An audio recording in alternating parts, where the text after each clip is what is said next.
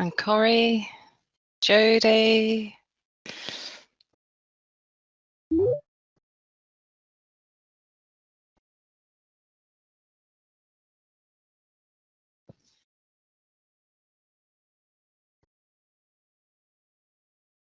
Kristen, hi Kristen. Hi, how are you? Very well, thank you. Anna's coming on, I think. Can you hear me okay? Because I'm in a room in my house and I'm not sure how the bandwidth is. Yep, can hear you just fine. Excellent. Hi, everyone. Hi, Laura.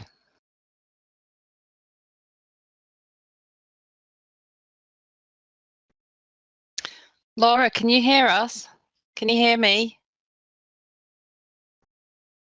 Yes, I can indeed. Ah, great. Hi, Laura.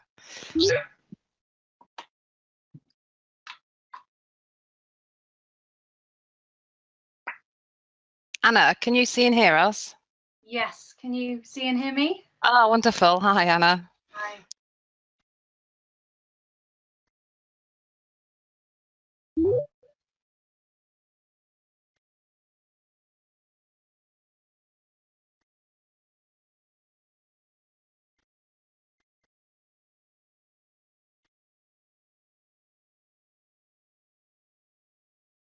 Hi, Joe. Can you? Oh, hi, Simi.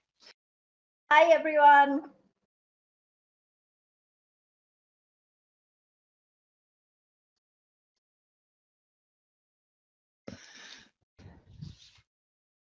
Do you know if Claire's sent her apologies? She can't make it. She's cross-country skiing.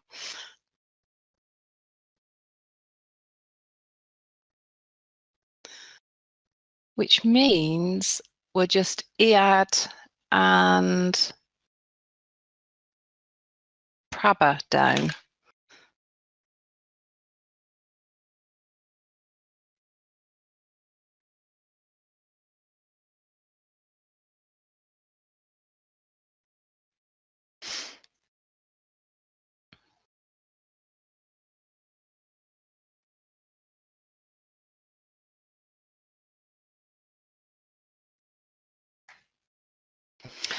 Well, I don't know what Iad is, but Prabha indicated to me earlier today she was definitely going to join the call, so hopefully she'll come on in a moment.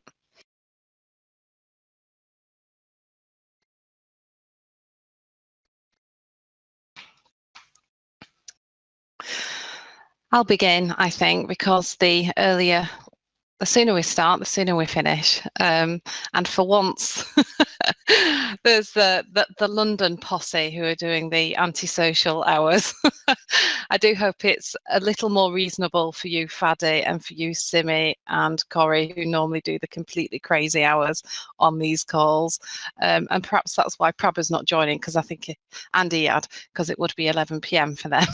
So perhaps that's their reason.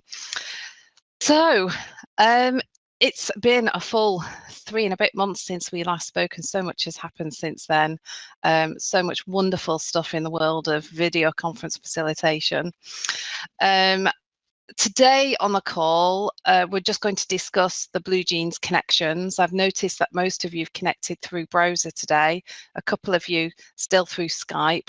So I'll just be giving you a reminder there and letting you know what the protocol is for schools.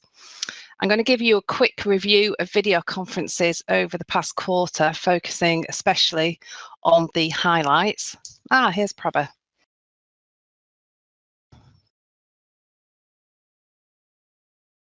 Hi, Prabha. Can you see and hear me okay?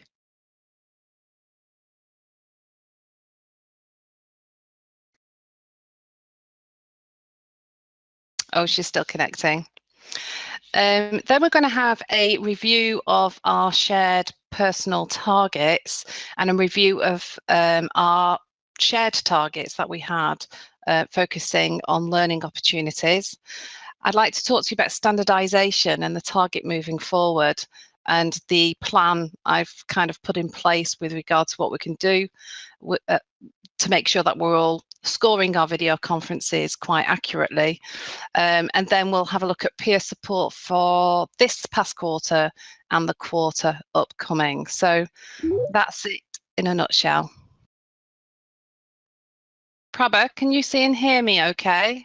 Yeah, that's okay. Happy New Year to everyone. Happy New Hi. Year, Prabha. Lovely to see you. Yeah. So I've just run through the agenda and I'm going to get cracking on the call, because if we can do it in under 90 minutes, I'm sure that will make most people extremely happy. Okay, so Happy New Year, everybody. Thank you for making the call.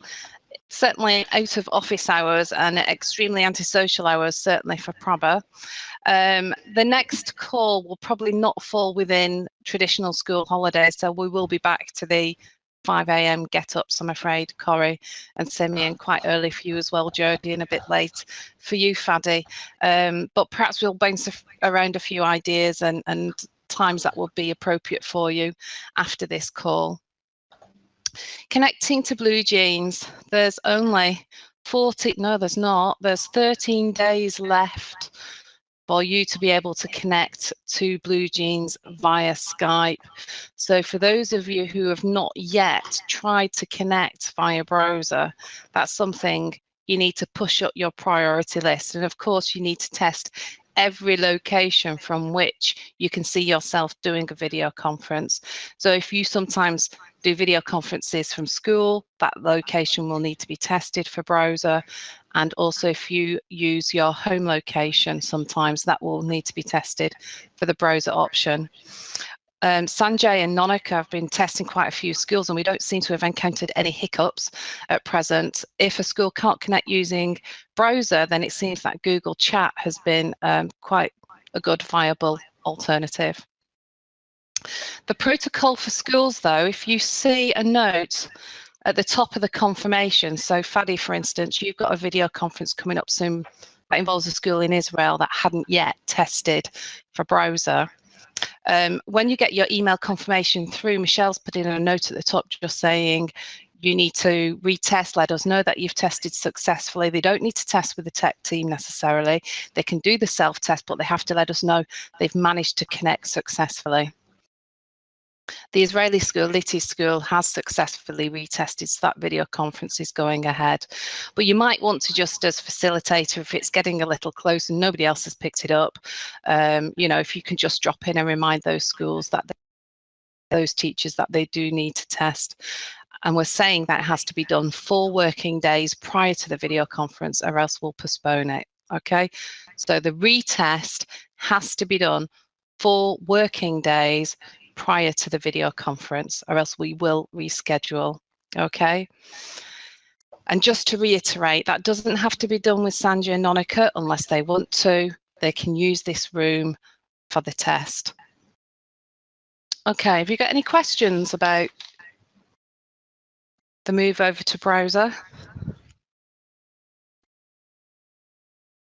Okay, great. All right, a review of video conferences over the past quarter. So our last call was on September the 26th, and between then and today, we have done 146 video conferences, which is quite something. So well done, everybody. And some of you have massively helped out by taking way over those that you had originally, I mean the numbers, way over the numbers you'd originally committed to. Iyad, for instance, in his absence, I just want to thank him because he really did come to the rescue in November and December. And Sean, you weren't available for much of December, but man, we used you and we made sure you were very busy towards the end of December. And thank you for taking those really close up to Christmas Day as well. So of those 146 video conferences, we had 41 in October, 48 in November, and an almost record-busting 55 in December. Certainly the busiest December we've ever had, but our top is still 57, which was May last year. But considering we had a week's break in December and we had a week where we just did, we had 4 days where we just did the Human Rights Day video conferences, I think that's extremely positive. The topics that have been covered in video conferences since we last spoke, so topics that you have helped facilitate discussions on, have been materialism and spirituality, older day persons, for those of you who can remember those glorious VCs, festivals, the environment, faith, values and communities, common words stroke compassion, storytelling with special guests, Anna facilitated a video conference between the US and the Middle East involving Tony himself. We've had human rights, talk back to hate video conferences, a marathon number of those, and also some peace video conferences involving special guests, those who took part in those involving the Philippines. So a nice variety of topics covered in video conferences, and we've had VCs involving every single region that we work in. That is a coordinated region along with a few others. The highlights, as far as I'm concerned, and you might want to add to these highlights, but for me the highlights have been the numbers that I think have just been brilliant. We've had really excellent feedback from the teachers as well. We get the feedback in I get the feedback in one of two ways to put into the report. One way is I get it through SurveyMonkey, the formalised feedback.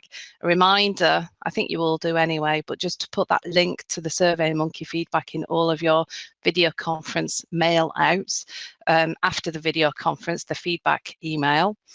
But I also really appreciate those of you who send on the feedback that you've got via email from teachers. That's often stronger actually, because they'll put a much lengthier response, a much lengthier kind of description of the benefits of the video conference and the impact as they see it for their own students. So if you do, I'm not so much bothered about one line feedback. It was a great experience. You don't need to pass that on to me. But if you get something that particularly talks about the strength and the learning that has taken place and the impact from a video conference, do make sure you just forward that email on to me. I know some of you say, wow, thank you very much for your feedback, and copy me into your response to the teacher. Sean, you've done that a fair bit, and Corrie, you've done it as well. That's also good practice. Please feel free to do that. I try to include as much of that feedback in the monthly reports as possible. I think Laura joining the team has been a highlight for us. I know you've only a few video conferences under the belt, but you're a very welcome addition to the team, as is Prabha, who will be starting her video conferences. I know some of you have worked with Prabha as she has viewed video conferences you've been involved in, or you've had a chat with her over Skype or BlueJeans prior to her starting. So those are two highlights for me, two extra additions to the team. Some really excellent guests I think we've had. We had some strong environment guests. We had a strong Sikh who spoke. Fadi, I think you worked with, I can't remember her name now, but the lovely lady here in the UK who you were impressed with. And then we had Professor John Grimm also. We've had excellent storytelling guests. We had a wonderful Jewish lady who took part from Israel. I had a great Hindu lady based here in the UK. Human Rights Day guests, which I'll actually be emailing you about. Some of you have already indicated that you felt some were particularly strong, and I'd like to keep a record of that so that I can approach them again for the next year. So I'll be sending an email out about those, but some of you have indicated to me via email that you were very impressed with some of the guests that you work with. So that was great. And then we had some impressive peace guests as well from the Philippines video conference, who I'm hoping to contact soon, as in February, on the 20th of February, we have a day of peace video conferences. Another highlight is that we reached the 1,000th mark. We have had our 1,000th video conference, and that happened earlier this month in December. And I also want to point out to you and congratulate you all on what I think has been a significant improvement in the feedback to teachers over this last quarter, especially as we have really, all of us, been focusing on stressing the learning opportunities for teachers to work with their classes. I think that certainly has been a real strength of our VC feedback. Do you think I've missed anything there? Has anybody sort of thought, oh, you know what, this quarter actually, Joe, we've done this as well, or I've experienced this and that's been a real highlight. So if any of you would like, I can't see you all on the screen at the moment, but if any of you want to pop in and just elaborate on anything I've said, feel free to do so.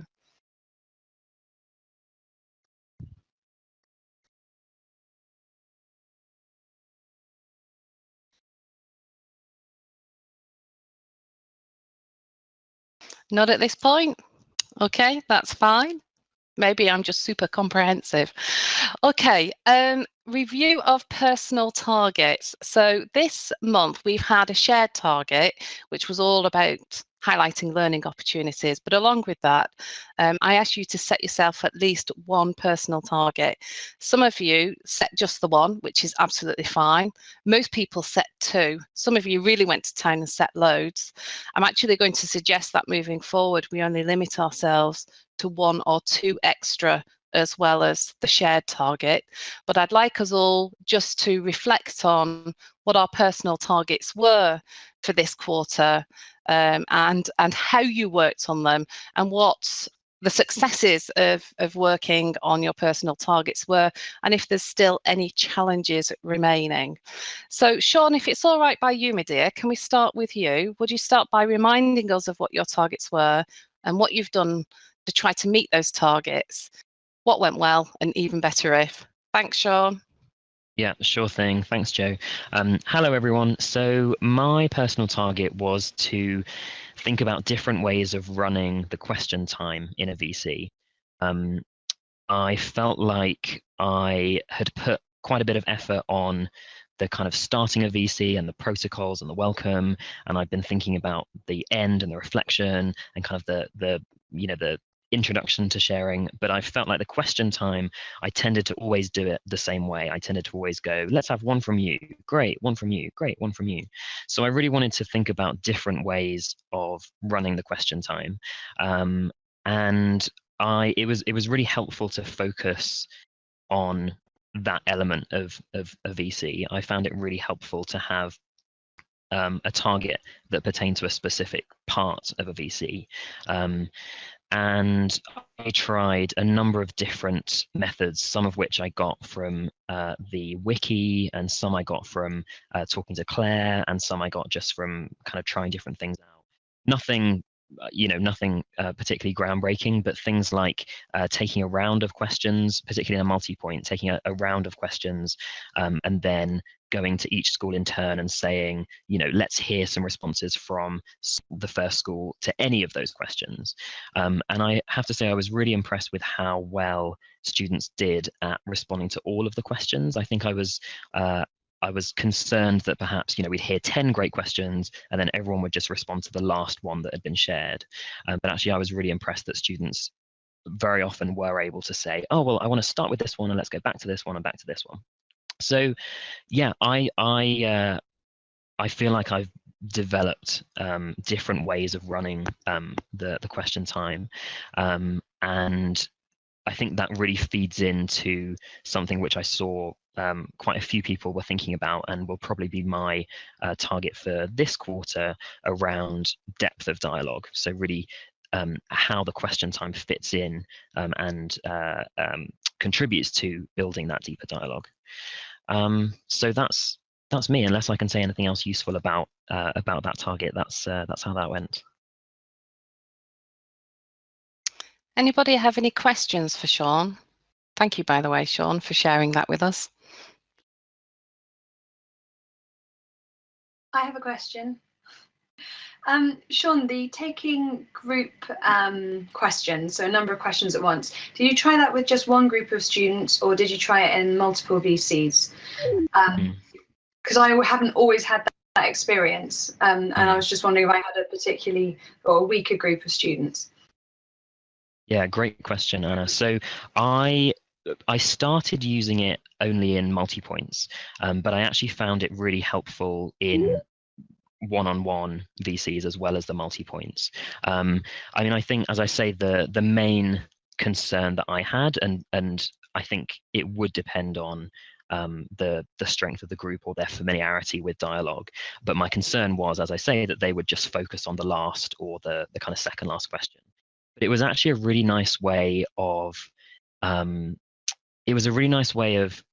opening up the dialogue a little bit more, and then if necessary, me being able to say, you know, we've had 10 great questions there. You know, the themes that I'm picking up on are, you know, there's lots of questions about practice, and there's also questions about, you know, what you ultimately believe. So those are two really interesting themes for us to go on with.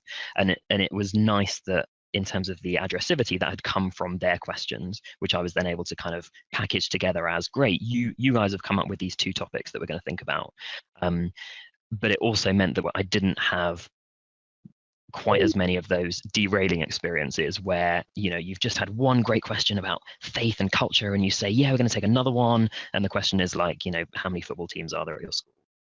So it also meant that they could share all of those questions without that necessarily dictating the of the dialogue. Thank you, that's really helpful.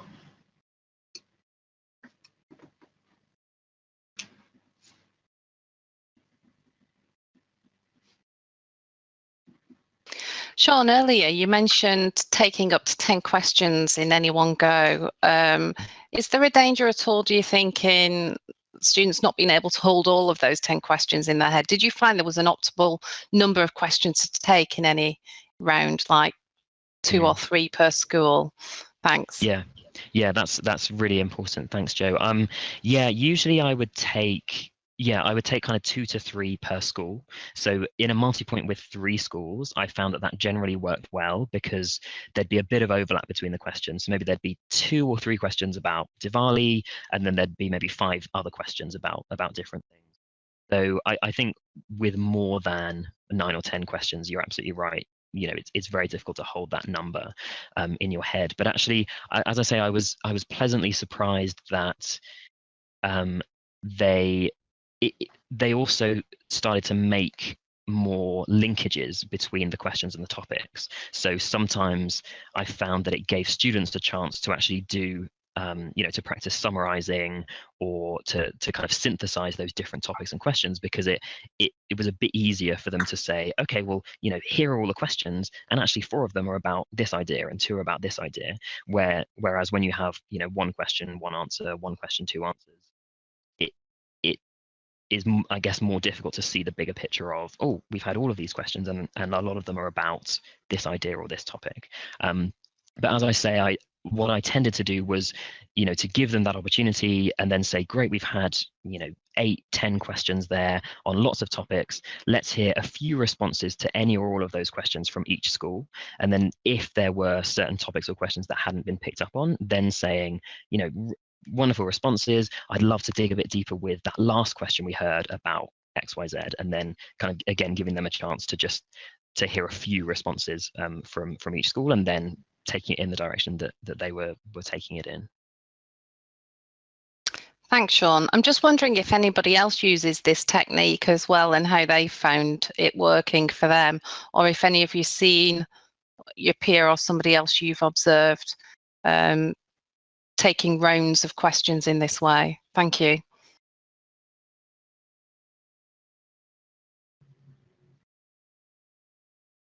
I have had an experience with this, Joe, but that was many years back. But like what I felt was that if I took too many questions at a time, the probability was that the students just answered the last 2 or 3.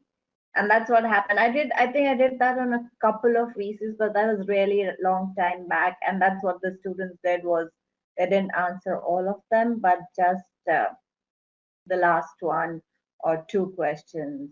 But I'm really intrigued by what Sean has said, and I'm really open to trying it out in my next video conference and see how it works.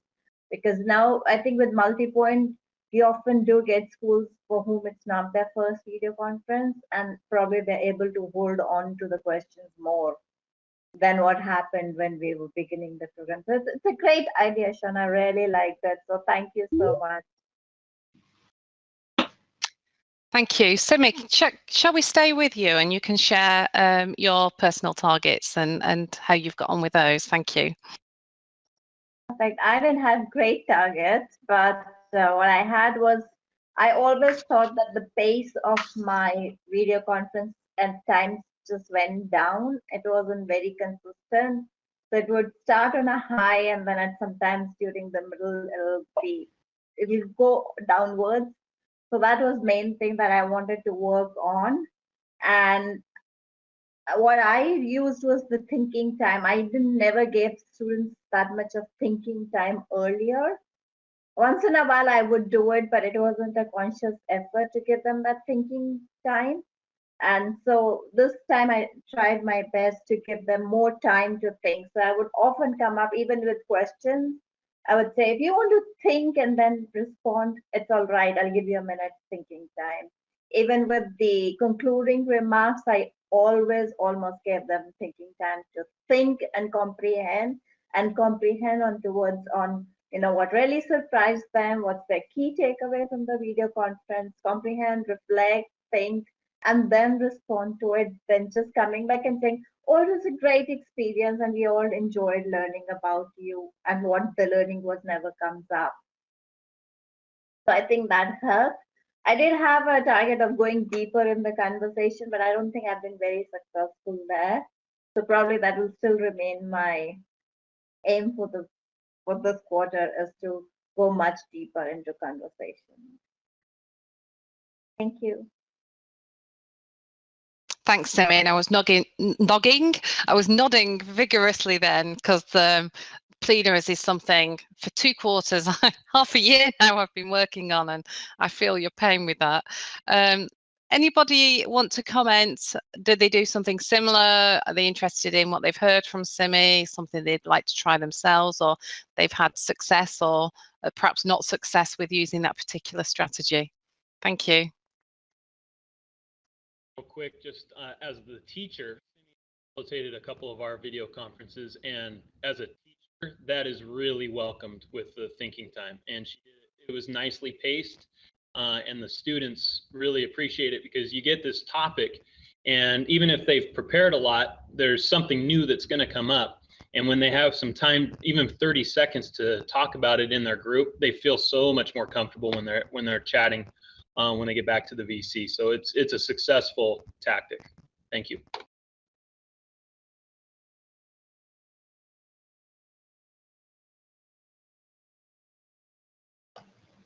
Hi, taking it on from what I think it's Corey, that as a teacher, what I have also witnessed, I have seen lots of VCs where Kristen has facilitated. Unfortunately, I haven't seen any of Simi's VCs, but whenever Kristen gives us some time to think, the students, they try to go into deeper dialogue, and that is a very, very positive. As a teacher, I'm saying it's a very positive aspect of the entire program, that after the conversation, the students have been given some time, they are given some time to think and then reflect upon it, which is most of the time, it's a very, very constructive reflection, and it's a positive thing, and I'm sure everyone would like to continue it if we are in this teaching and learning process. That's a very positive aspect, and I'm happy that most of you are doing it. So that's a wonderful aspect. Thank you.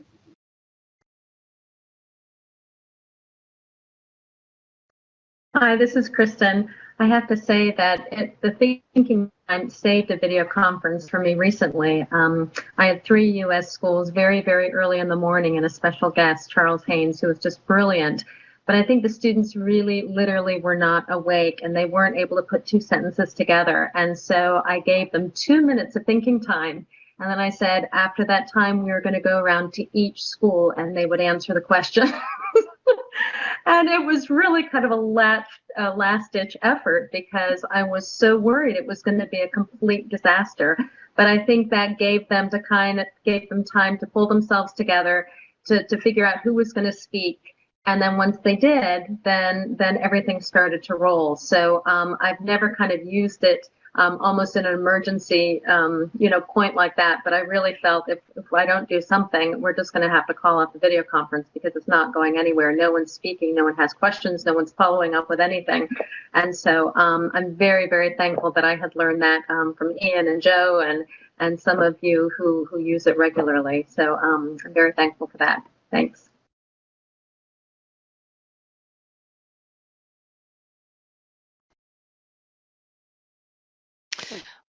I try to use it whenever I can, even when a video conference is going well, although it's difficult, isn't it? Because then you're like, oh, a minute or 2 minutes of a VC, will it reap the rewards? Because that's quite a sacrifice in 60 minutes. One thing I have struggled with using that, and I do love it, and I'm a massive fan of it, is though when one site will not adhere to the minute or the 2 minutes and they just want to jump straight in, and I find myself more recently being a little stricter and saying, no, we really are going to have 2 minutes and I'm timing this. And you might think you've got answers in your head, but I want you to think of other answers and talk to your classmates, not just think, but actually have a discussion in class. But that is certainly something I've struggled with, where I feel they've not really listened to me say, I'm going to give you thinking time now, or this is what we're using this time and space for. And they just want to jump straight in there with what they've already got in their heads. Thanks. And Joe, how do you manage that? Is it just a case of saying you're going to have 2 minutes thinking time? I don't want anyone to share before that time. And then when someone does, just saying, I don't want to interrupt, but I really want us to have this 2 minutes thinking time. Because I've struggled with the same thing, and I'll say, oh, it's 60 seconds, and then kind of 12 seconds in, someone talks, and I think, oh, well, let him go for it. But actually, you're right. It's such a useful time, but if you don't actually spend the time reflecting, then I think you don't get the benefit from it. I do kind of use the words you used just then, Sean. I think it's important to set it up quite clearly, and in one video conference I had recently, I even mentioned, about needing to be fair. And although you might have responses to this, other people on the video conference might not yet. And so they need that thinking time. And I also use the expression, I will invite you to speak, in the hope that they think, right, until Joe speaks, I won't speak. But I still get people who butt in, and on occasions, I've actually asked either Sanjay or Nonika to hard mute a site, or to hard mute all the sites until I want them released. Thanks. Another thing you could do, which I've just been looking at, is, because it's never really occurred to me, would be to use an online countdown thing and just share your screen and say, look, until you see me again, talk to each other. And That's a really good idea, and there are some free tools on the internet. And what I'll do actually is I'll provide a link when I write the notes up to online. I think it's teachittools.com or something like that. But there's a load of free timers, and we could share our screens in that way, and then students know exactly how much time they've got left. There you go. Ian showing us an example. However, without further ado, Ian, let's stay with you. And whilst you've got a voice, you poor thing, can you croak your way through what your targets were and kind of reflections on those? Thanks. I want to build on some of the things that other people have said about plenaries. I find that plenaries always arrive at the most inconvenient time.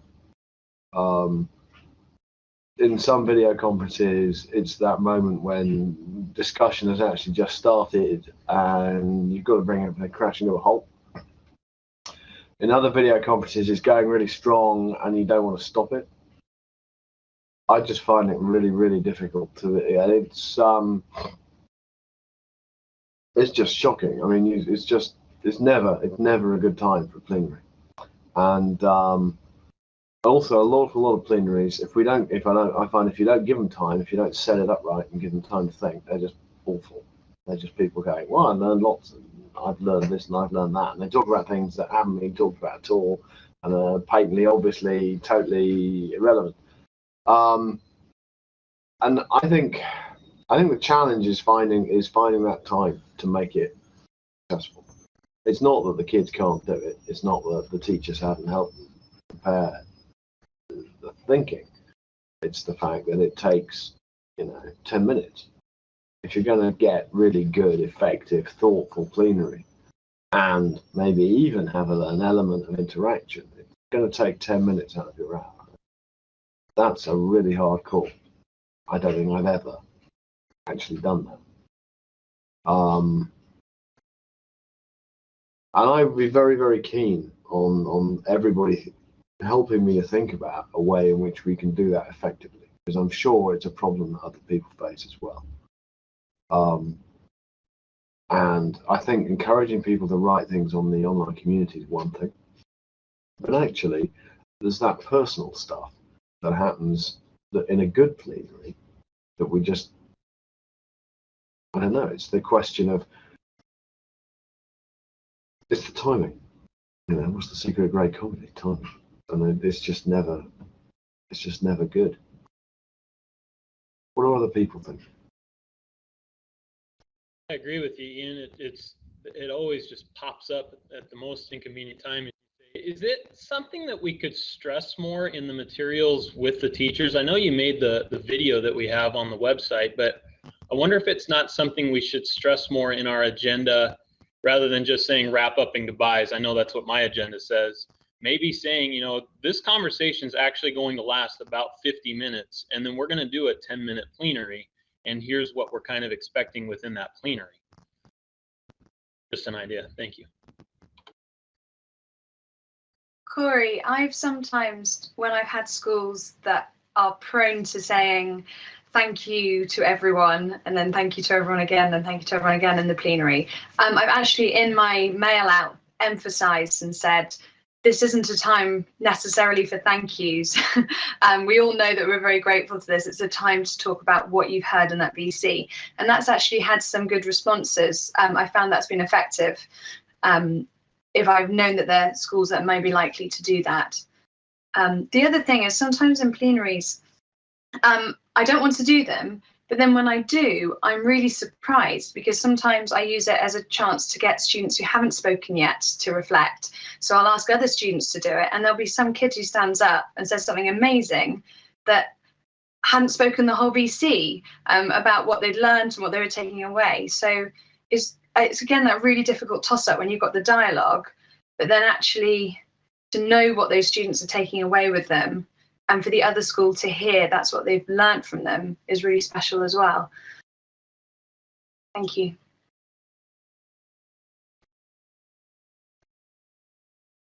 I'd like to build on Anna's idea there. You've got me thinking. And like we give roles we suggest roles that could be used for tweeting or blogging or for peer kind of assessment in the video conference. So I wonder whether, and I'm building on not just your idea here, Anna, but also Corey's as well, I guess, whether we could suggest to the teachers that a couple of students have the specific role of looking out for the types of learning, not only in the video conference, but things then that they could explore together, as a group after the video conference, things that they could draw out and discuss further. I wonder if we could make that explicitly, a role for one or two students within that particular class, within that group, using Ian's video as a guide. I think that's a brilliant idea. I think going back to something we said earlier, I often find that you get those the students who haven't contributed so far, that the plenary is a really good time to give them that final opportunity, and that often with that thinking time minute, if it runs before it, they can kind of combine other people's ideas. So it's good in that respect. But I really like that idea of having people looking out for learning as they go through to talk about afterwards. I think for many teachers it might solve the problem of what you do with X and Y who don't want to do it, or just too many. So that's a really cool idea. I like it.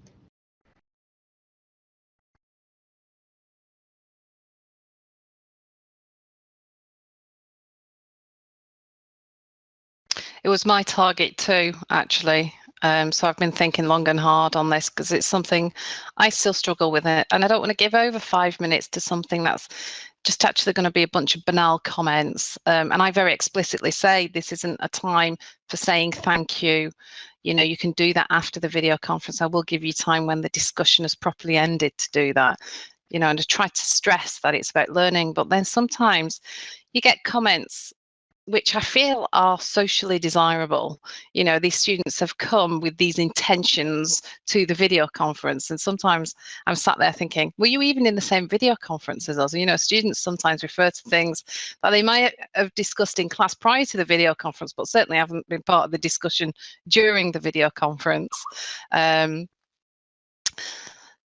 else want to make a comment on plenaries, challenges, successes, strategies?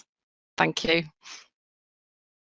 Butt in one more time, just from what you were just saying too, thinking about not only adding the role in the pre-video conference email, I think it would be good to add that to the protocols, and just at the tag end of the protocols, just say, hey, if everybody can be thinking about what we want to do here at the end, or how we want to wrap up the end in talking about what you took away, I think that might be a successful maneuver as well, because we know that the teachers don't always read our emails word for word.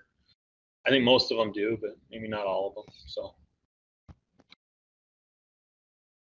I think you're being very kind there.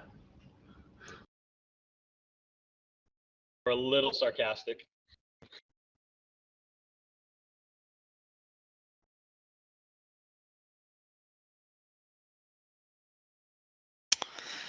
Okay, some good ideas there, good discussion. Thank you, everybody. Corey, camera's with you. Can we stay with you and hear your targets? Thank you. Sure, nothing too earth-shattering for me. I had number one was pace of speech. I didn't know how fast I was speaking. I didn't know if I was speaking too fast. So that was mostly just a conscientious, hey, I've just got to be thinking about this.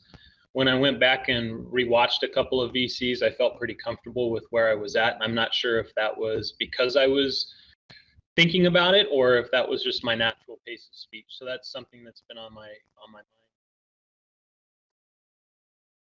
And then the bigger one was addressivity. It just seems like it's never going to be a perfect game for us, but I really liked the comment that Joe had made, or the input that Joe had given me several months ago, as she spoke about throwing out a topic rather than necessarily a question. And so what I really started to try to do is, even when I threw out a question for everybody to answer, something even in the icebreaker, explain a typical day in your life, I'm always trying to reinforce that you're speaking to the other schools by saying, explain to your friends in Indonesia what a typical day in your life looks like. And by doing that, every single time I pop back on, explain to your friends, that seems to have helped the addressivity issue pretty well, I think, and has furthered the conversation better without me having to jump in quite as much. Thank you.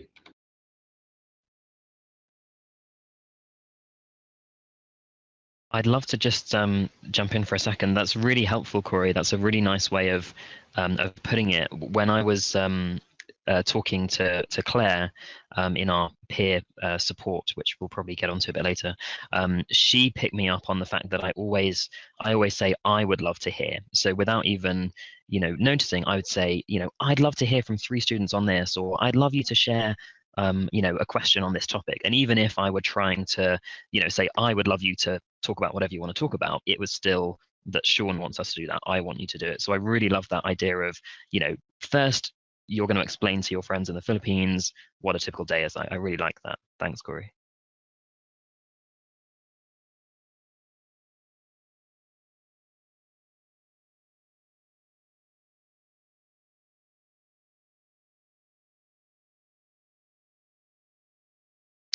Okay, thank you, Corey, and thank you, Sean, for your question or comment.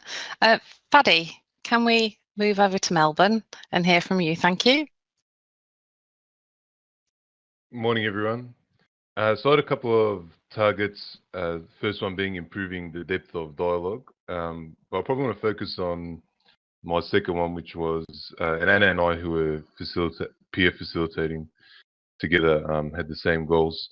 The second goal was ensuring that lots of different voices are heard from the video conference rather than only a handful, sometimes even only 2 or 3 students who are hogging the microphone. And I'll get it in the classroom as well when we have video conferences here, that there's a few students that will run to the front of the room and make sure that they're as close to the microphone as possible because they're excited to talk. And there's a lot of students that are happy for that to happen because they don't want to talk as much. But sometimes those students are the students that just want to talk because they want to see themselves on the camera, and some of the stuff that they have to say isn't as complex or as well thought out as some of the things that some of the students sitting at the back might be thinking to themselves. And it's okay here for me because I can encourage a class of 20, 25 students that I'd like to hear from at least one of them, hear them speak at least once throughout the entire video conference, and that's worked successfully. But it's easy for me to pressure my own students. I can't pressure students from other schools because I don't know their situation, and there could be students that can't talk or have agreed to be there because just to fill up space, or you don't want to pressure those students. And one of the things that I was thinking about when I watched one of Anna's video conferences is, especially with multi-points, is perhaps halfway through encouraging students to stand up and change the order of where they're sitting. So maybe if they're sitting in 2 columns, that they can just swap columns, or if they're sitting in rows, that the middle row can come to the front and the back. And that also gets them up and moving halfway through 45 minutes into a video conference. So I'll be interested to hear on anybody else's thoughts on getting students to participate. Thank you. Thanks, Fadi. As you and Anna shared the same targets, I wonder if we can hear from Anna and then perhaps have a few responses from the rest of the team on this particular issue. Thanks. Yes, so the 2 ones were depth of dialogue and different voices. I was probably the opposite of Fadi and tried to concentrate on the depth of dialogue part of my target more. Again, particularly in multi-points, just helping that conversation to get deeper rather than go off in lots of directions. Because like Sean was saying earlier, there can be lots of questions and you can get to the end of a VC and think, well, they were talking about religion and faith and belief the whole way through, but you've never gone more than 2 answers to a question, or there's been 3 answers but no connection between them.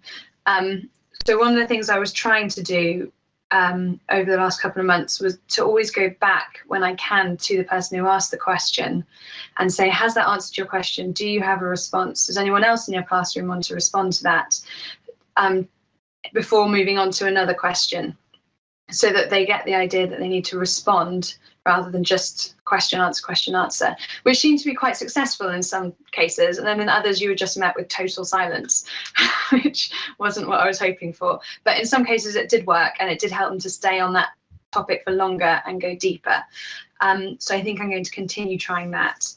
In terms of different voices, like I mentioned earlier, trying to do that in the reflections a bit more by suggesting that different students speak then. And Joe, I love your idea. I'll definitely be using that. And then, just sometimes saying, I hope we can get questions now from people who haven't spoken yet. And actually that really works, something as simple as that. Often you'll get a new student responding. But I think they're 2 things that I'd like to continue working on, especially the depth of dialogue. I think it's definitely something I could continue learning from. So if anyone has any suggestions, that would be wonderful. Thank you.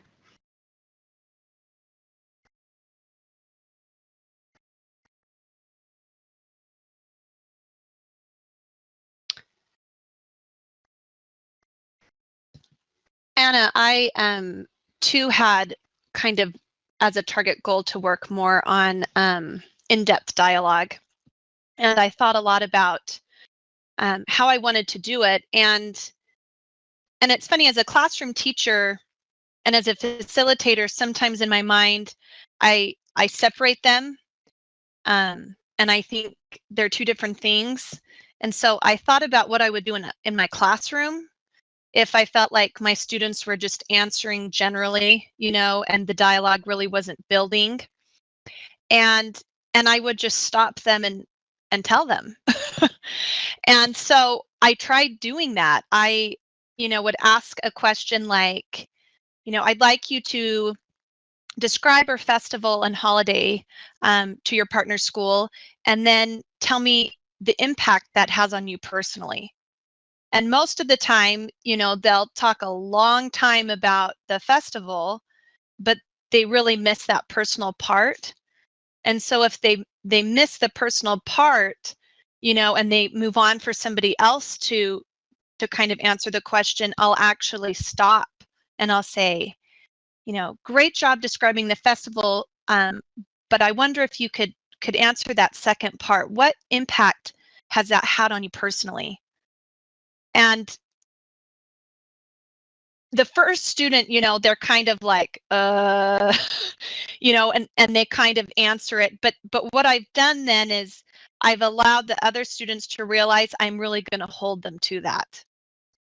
And so then they have to, while they're thinking, you know, in that think time that I give them, or as they're listening to somebody else answer the question and then they want to share, they have to think about that second part.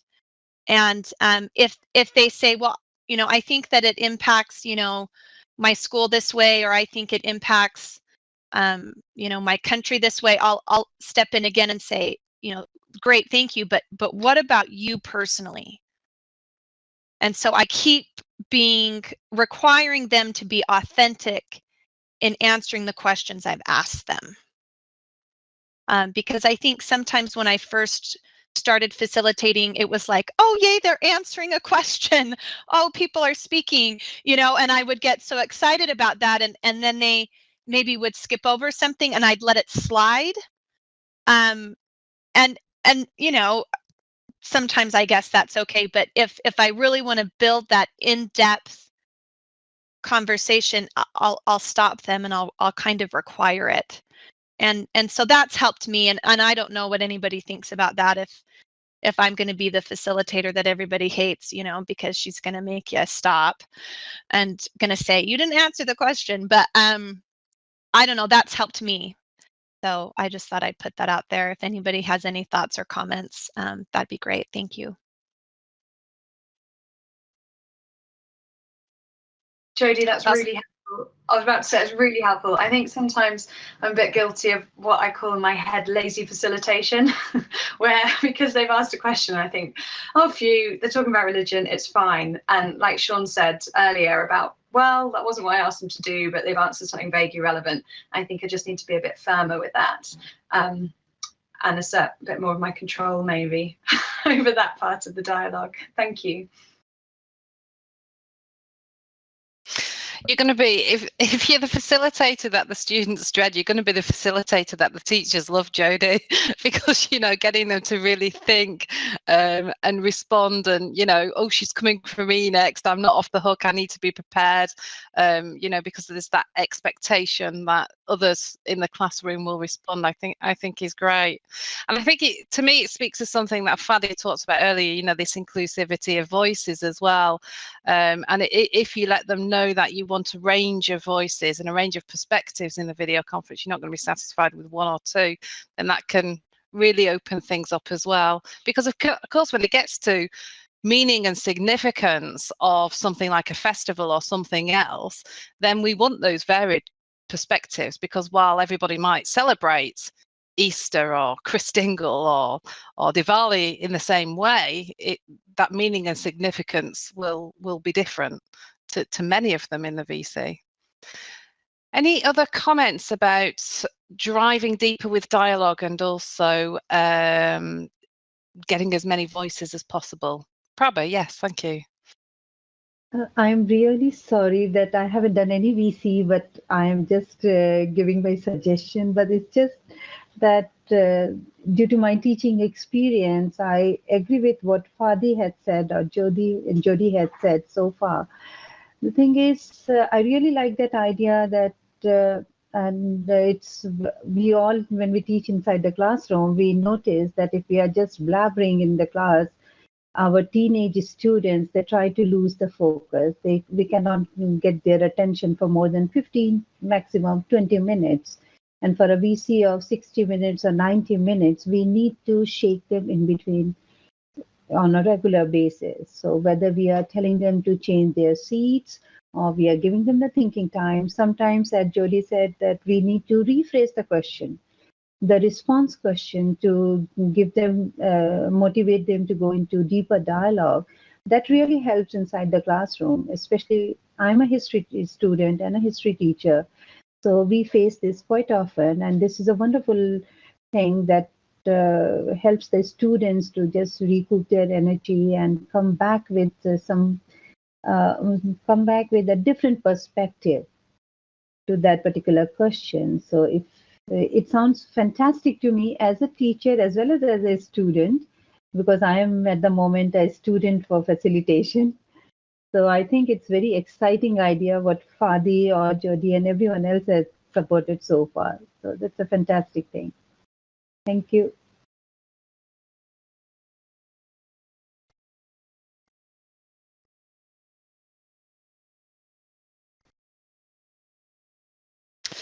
Jody, I know this might be a little obvious, and others on the VC as well, but something that I've actually taken over from my behavior management strategies that I used when I was a teacher to actually dialogue strategies. I was a big fan of assertive discipline, and something that you had to do as an assertive discipline teacher was positively reinforce the whole time. You didn't ignore things when they were going strangely in the classroom, but you would certainly positively reinforce anything that was going well. And I find myself doing a lot of this in video conferences, and I do think it has some success. So I'll be very explicit and very clear. I won't just say, oh, well done, or good job, or that was great, but I'll say, you built upon one another's questions, or you demonstrated you were listening very carefully then, and I can tell by the way that you formed your response to that question. Or, oh, it's great, we don't often see disagreement, but there you clearly have disagreed, or you found a difference. And I've found that works quite well, because then the students are able to identify what I'm looking for, if you like, in a video conference. But as I say, it's very specific, the praise, and not generalized. Thanks. No, I agree with you, Jo. And I have found just over the last 3 months, as I've been working on my goals, that overall, the more explicit I can be, the better the video conference seems to be. And I don't know if that's just how it works for me personally, but even in my protocols, you know, not that it needs to go on forever, but just what I say, if it's, you know, specific and to the point, my question is to the point, my feedback is, you know, I think that in and of itself, because I'm requiring myself to be more explicit and detailed, requires them to also be that way. So thank you.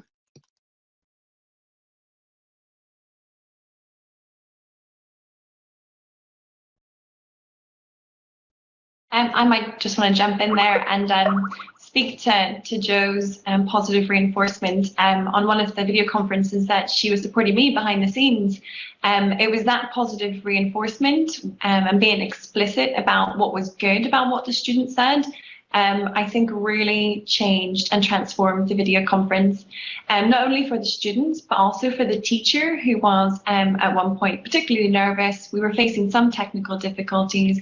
And I think that positive reinforcement really put the students and the teacher at ease. So it was definitely a great experience for me to have Jo behind the scenes helping me with that very explicit and direct positive reinforcement. Thank you.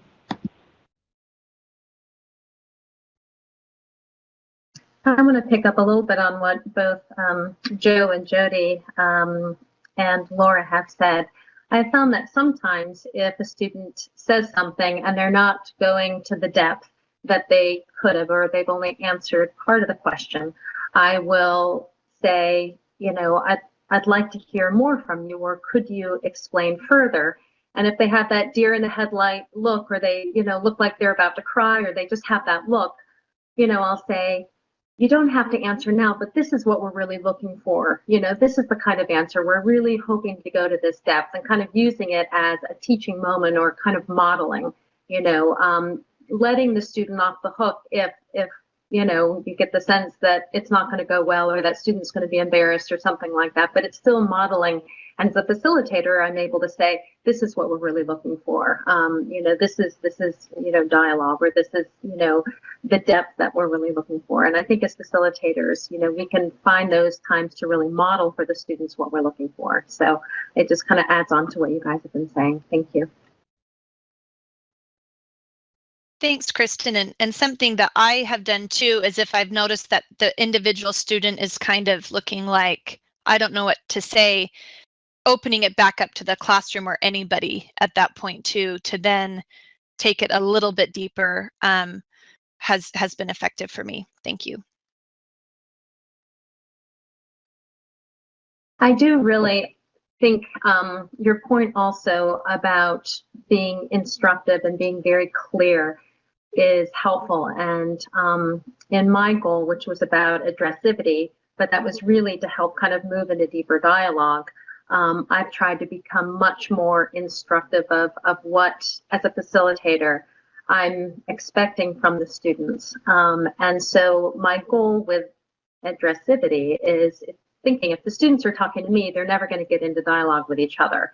And so really pushing back. And what I tried to do was, as soon as I felt that the students, after, kind of the beginning and the intro, the icebreaker and all of that, if I felt they were still talking to me, to just remind them and say, listen, my role as a facilitator is really to be behind the scenes, to kind of support you, but I need you to take the initiative to ask each other questions, to answer questions, to really listen deeply to what each other are saying, and to take that moment to remind them what I'm looking for, and to remind them what my role as a facilitator is. And I've only had an opportunity to do that a couple of times, but I did feel that just kind of that clarity, and also giving them permission that they really need to take initiative, that I'm not there to ask every question, that they really need to be doing that, has helped. So I don't know if that's worked for others of you. I'd love to hear if you've also done that as well. But I've really been struggling with getting them to really stop focusing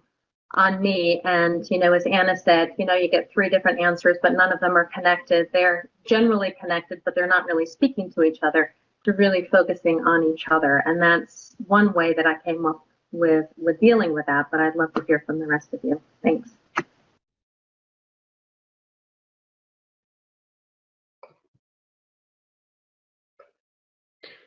I definitely see the same problem, and especially with schools are finding in India, when they actually address you and say, facilitator, these are my answers, or dear sir, these are the questions. I think going back to what Jody said about being explicit and saying, don't talk to me, talk to them.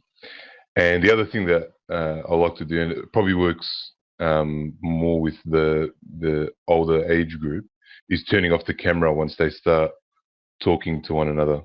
And especially at the very start, if you know it's a school that you've had that has video conference before, and I always look at the booking sheet to see that once one school's done their sort of introduction stuff, if the other school jumps in straight away because they know how the video conference works, I think that's a great opportunity to practice that, and start turning off the camera and letting them talk to one another. But it's also important to let the tech, either Sanjay or Monica, know, because so they don't freak out that they've lost you. Thank you.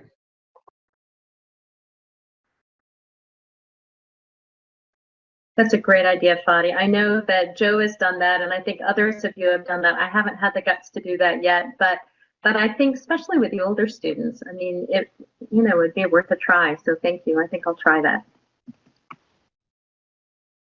One thing when you do try that, Kristen, one of the things, I can't remember who told me this when I started to do that, and I haven't done it for a while, but to explain to the students, hey, I'm going to be, but I'm still here behind you. My camera is just going to be turned off. when you explain it, everybody feels a comfort level when you just put it out there. So just a suggestion.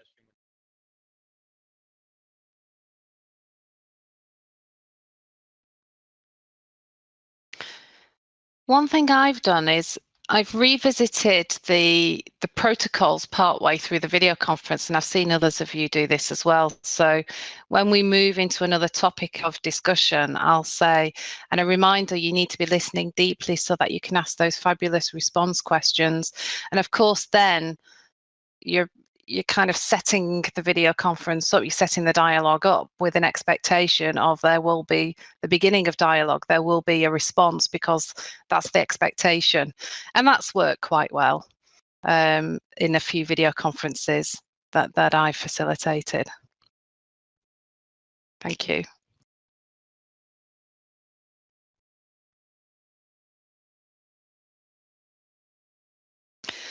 Right, last but not least, the new girl on the block, Laura.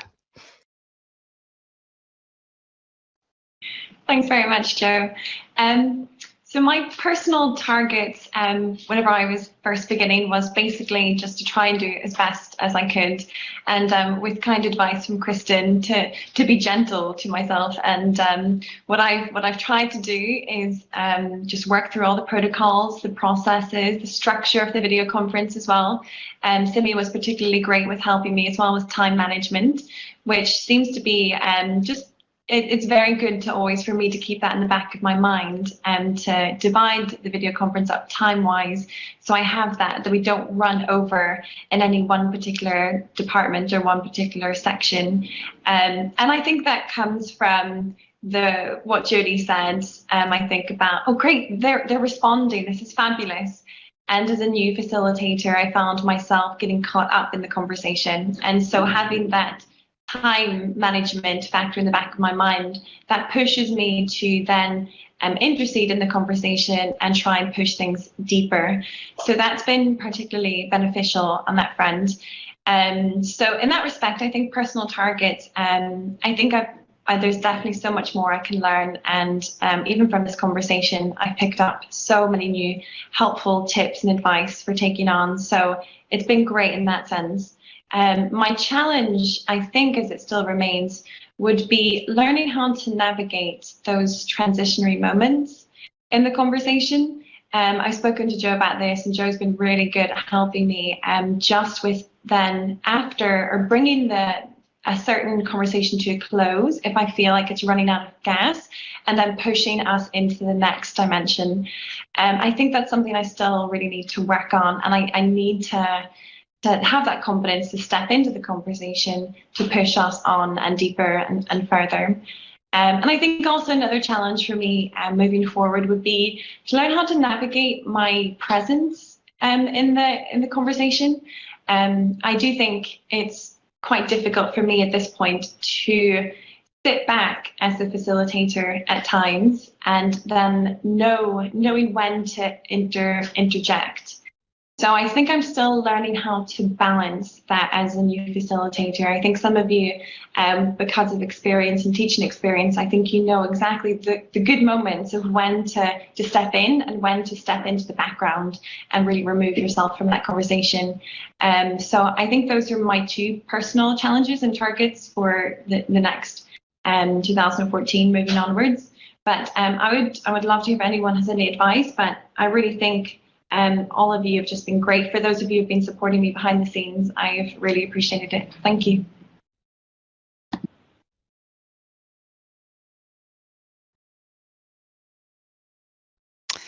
Thank you very much, Laura. I'm going to move us on now to the shared target. I'm in the privileged position of reading pretty much every mail out that you send for a video conference and reading the feedback as well. And as I say, now that we are being very explicit about the learning opportunities, I think that is a much more meaningful document for our teachers to use after the video conference. I just want to make a note that there is at least one person whose learning opportunities, I'm not naming and shaming, but there is one person whose whose learning opportunities never change. And I just wanted to remind you that these should be tailored towards that particular video conference. You know, be explicit about opportunities that the teacher can use with their classroom to further their understanding from the video conference. And your focus can be on skills, on attitudes, on understanding, and on further research. I've seen some of you send the most incredible mail out where you've actually done some research yourself. Ian, I know you've done this and you've suggested websites or, you know, keywords that they can go away and have a look at. Others of you, when you've had a video conference that's perhaps less well known, have picked up on that and said, you know, although we touched upon this on the video conference, I think there's a lot more scope for further understanding. I think directing them to the online community to pick out these things, setting up fora for them, all of these have been great ideas.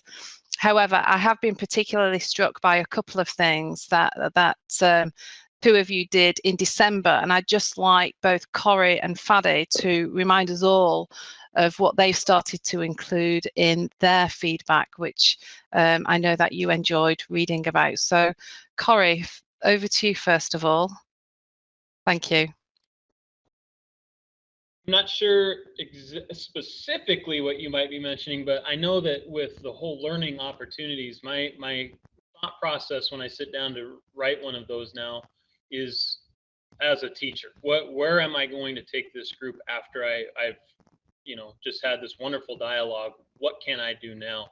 And so that's how I've started to, I do just a brief summary at the beginning, and then really the focus is on those learning opportunities. And so what I most of the time will do is take a quote that a student has said or a topic that's popped up, especially those topics that might not have gotten a whole lot of attention during the video conference, but sound like they'd be really interesting to discuss online or in another video conference or just within the classroom. That's really been my big stress and my big push. I'm not sure if there's something else specific you wanted me to respond to, Joe. That was it really, Corey. When you were quoting, when you were picking quotes from the video conference or you were naming the students, you know, suchbody said such thing in the video conference, thought that was interesting, but we didn't properly explore it. This is something you could do with your classes. That really resonated with me. And I thought as a teacher, you know, yeah, that's great, because it gives me something very specific to refer to in the video conference to start a discussion with my class after the video conference. I just think that was a great tactic, and I intend to steal it for my next few video conferences. Fadi? Sorry. No, Corey, go ahead, and then we'll go over to Fadi. I was just going to say too that having that mindset actually makes writing those reflection emails a lot more enjoyable, to be honest with you, because there are times when you sit down and go, how much is the teacher actually going to read? What, you know, how helpful is this going to be? And it's actually been fun to kind of lesson plan for the teachers. I know that's kind of a teacher frame of mind, but it makes it more enjoyable. Thank you. Can I ask, have you had any feedback from teachers that you've done that for, on how effective or otherwise they found it? The most I've received, Ian, is I really appreciate the suggestions. We'll definitely try those later on, but nothing specific, nothing really grand as far as the feedback is concerned. I will say though, I am getting more I'm getting more, even if they're the short clipped emails, I'm getting more of those now. I don't know if that has anything to do with restructuring of it, but I am getting more. Thank you.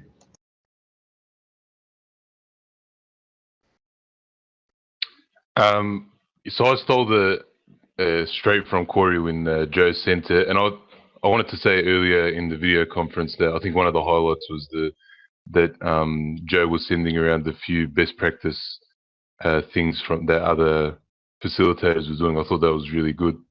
Yeah, and I really enjoyed the way that Corey had structured his email, so I copied it. And also during the video conference, I found myself, you know, circling things that students were saying as I was writing them down, or writing, you know, learning opportunity or LO next to them so I could come back to them.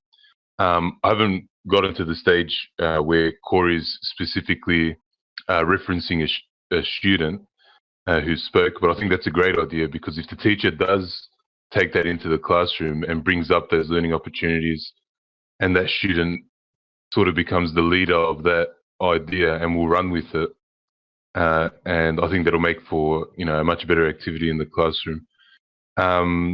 With the guest speakers, we had the one who was speaking from her experiences in the war during the human rights video conference, and asked the students to research the area that she came from and the history of that, because it was pretty obvious that they had no idea what she was talking about.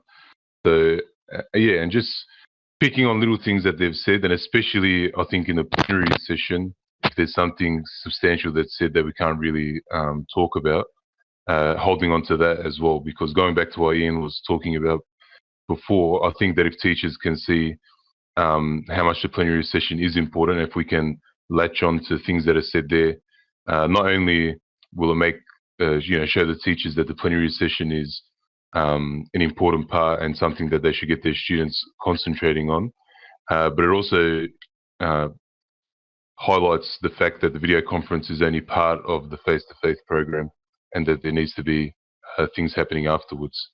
Thank you. That's such a good point, Fadi. Thank you. You're all demonstrating such wonderful listening skills by building upon one another's answers and referring to what you've heard previously in the VC. Well done. Right, our shared target moving forward over the next quarter is all about standardization. Okay, so I want us to be in a position when we next have a call where we all understand, we have the feeling for it, the sense for it, the knowledge and the know-how to be able to record an outstanding video conference as outstanding, a 1 as a 1, a 2 as a 2, a 3 as a 3, and a 4 as a 4. Okay, so here's the plan.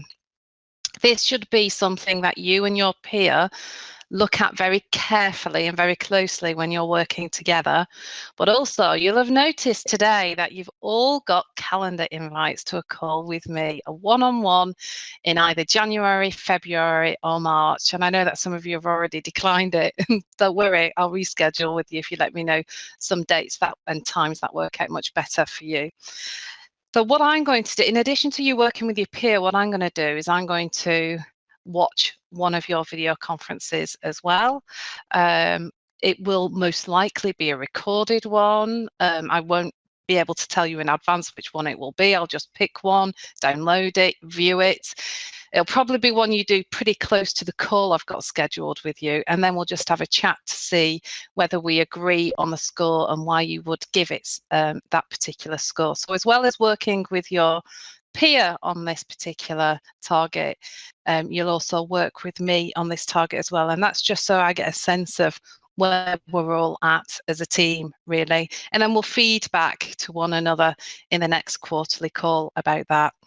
So as well as this standardization target, some of you have indicated you're already thinking about this, or you want to keep your same personal targets, but you need 1 or 2 personal targets as well moving forward over the next quarter. Don't go more than 2, because you've got the core facilitation target as well, and I think 3 is enough to be working on.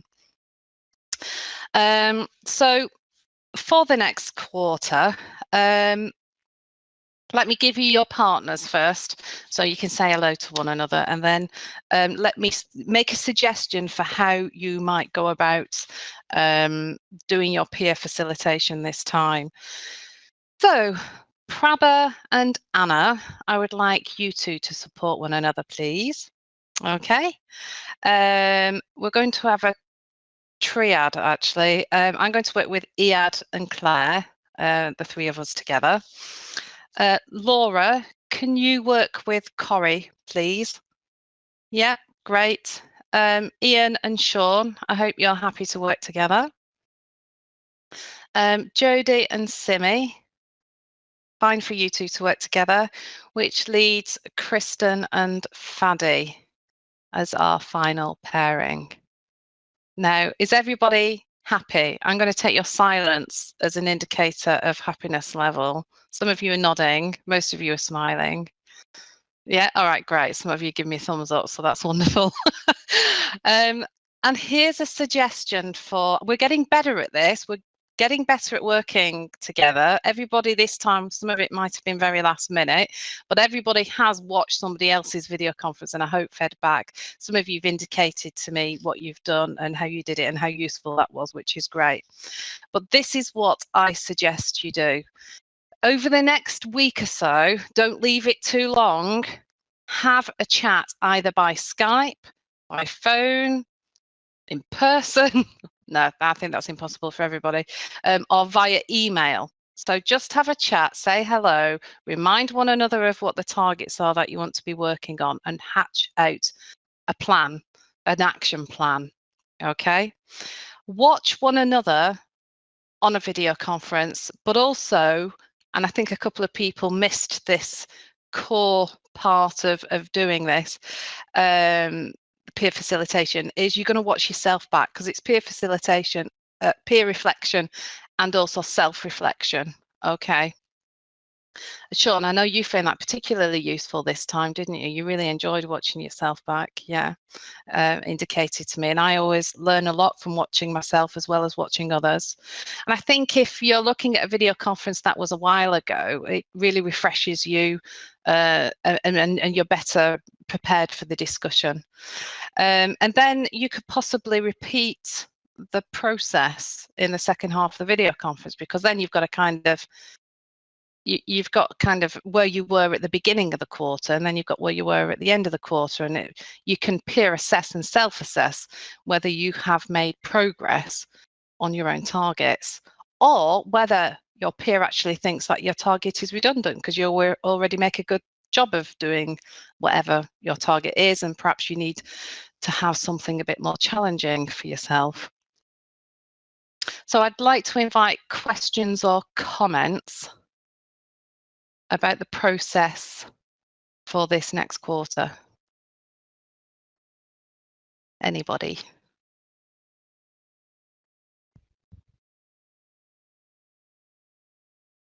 Joe, I have a question.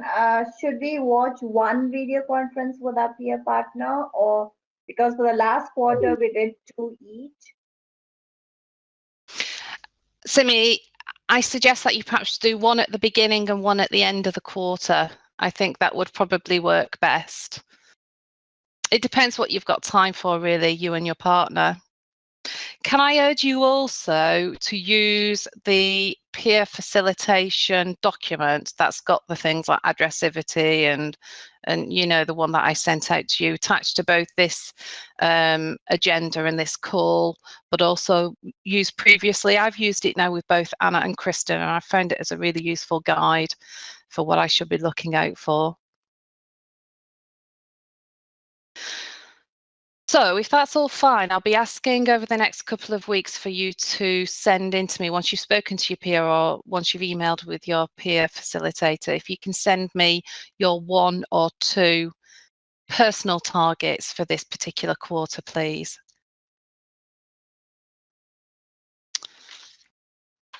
Okie dokie.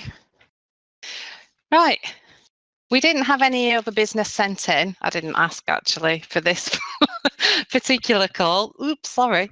But if anybody's got anything else they'd like to add, then now is the time to do so. Please. Yes, Ian? Just one quick thing. As you're probably aware, we're going to be introducing we're going to be doing some monitoring and evaluating by using questionnaires with students. Part of that is going to be a questionnaire that follows the first video conference that people do. And one of the ways in which obviously we're going to encourage teachers, because I think they're going to need quite a lot of encouragement to keep an eye on this, is to include that in the first, if you're doing a VC with a school for whom it's the first one, we'll find a sort of methodology for reminding you of this. If you could include a reminder for them to do that. At the moment, the questionnaire itself is developed, but the processes are still in development. But when they are, I'll let you know. And I think that because that'll be a very important part of the whole process, to get students, after they've done their reflection, to then complete those so that we're able to start tracking attitudinal change over time. But that's just a heads up. It's nothing to worry about like this week, but it'll be with you shortly. Cheers. Thanks, Ian. Anybody else? Just a quick plug for the online community. Ages ago, I think it was about 6 months ago, I sent round a PDF with a summary of how teachers can best use the online community during VCs, or before a VC or after a VC. And I would think I might circulate it again, because it's just, you can just attach it to your Facilitator mail out. Because sometimes, Joe, you had a strange question the other day saying, how can I use the online community to communicate before a VC, which to me seems very straightforward, set up a forum, but this sets out the steps and gives teachers some ideas. So I'll circulate that after today. And just to say, I've found that really useful, Anna. I've started attaching that to, I don't think I've been sending it before, but I've definitely been sending it with the feedback saying, you know, I've set up a forum, this is what you can use the forum for, and by the way, here is some guidance on using it. And a few teachers have responded and said, that's super helpful. So thank you for doing that.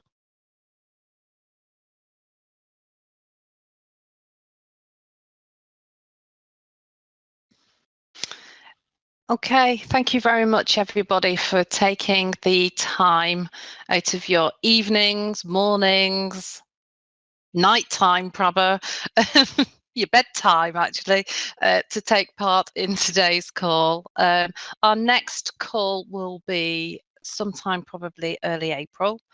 So when you're thinking of your peer work, that's your deadline for you to have gone through the process at least once by early April. I want to thank you as well for your very fast responses to the pre-scheduled video conferences. It was amazingly easy for me to organise for January and February. So thank you for that as well. It's great working with you. You're an absolutely fabulous team. And I guess one last reminder would be, don't forget the wiki. We've not talked about the wiki this time, but there is some really good advice on there. I was on there just before we broke up for the Christmas holidays. And I know that Corrie keeps a keen eye on that. And Corrie, if it's all right, will you remind us a couple of times this quarter to have a look on there and to keep that updated and keep it fresh? Thank you very much, everybody. Enjoy the rest of your day. Bye.